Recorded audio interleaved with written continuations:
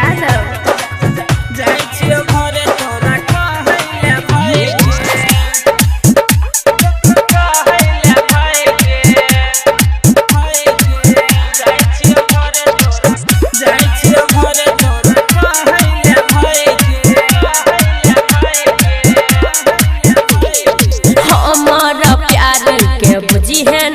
सरे करे छियो खाली टाइम पास रे।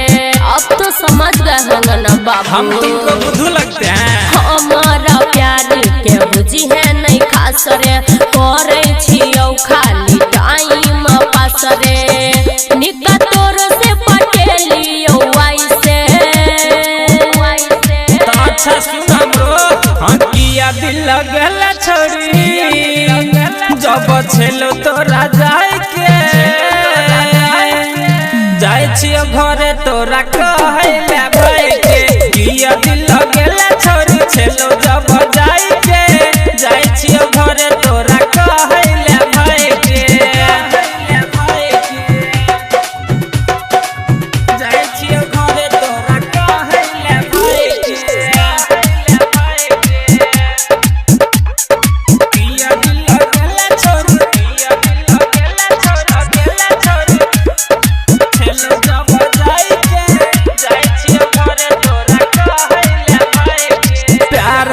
बेसी तोरा छूट देबोगे, बेसी बजबे तो सीधा सूट देबोगे। ये ना नहीं दे छौरा हमरा तू धमकी, छने में तोहर छोराई देबो सनकी। बच कर रही है बुझले, दूध दही खेने छिए सदा पीसई रचोयब मलाई के। हाँ किया दिल लगल छोरी जब छेलो तोरा जाए के जाए छियो घरे तोरा कहले भाई के। किया दिल लगल छोरी छेलो जब जाए के जाए छियो घरे तोरा कहले भाई के। जाए छियो घरे तोरा कहले भाई के।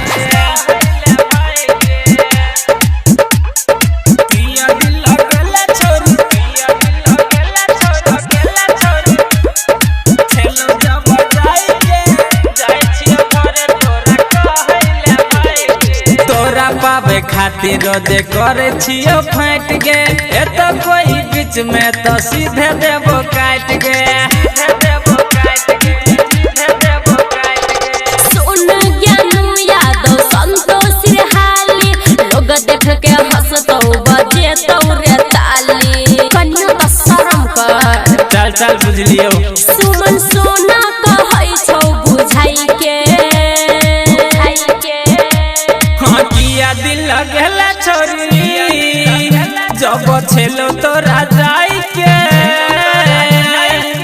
जाए छियो घरे तोरा कहले भाई के। किया दिल लगल छोरी छेलो जब जाए के जाए छियो घरे तोरा कहले भाई के। हमारा प्यार के बुझी है नहीं खास रे, करे छियो खाली टाइम पास रे। निका तोर से पटेलियो वैसे तो अच्छा सुन हमरो, हाँ किया दिल लगल छोड़ी जब छेलो तोरा जाए के जाए छियो घरे तोरा कहले भाई के। किया दिल लगल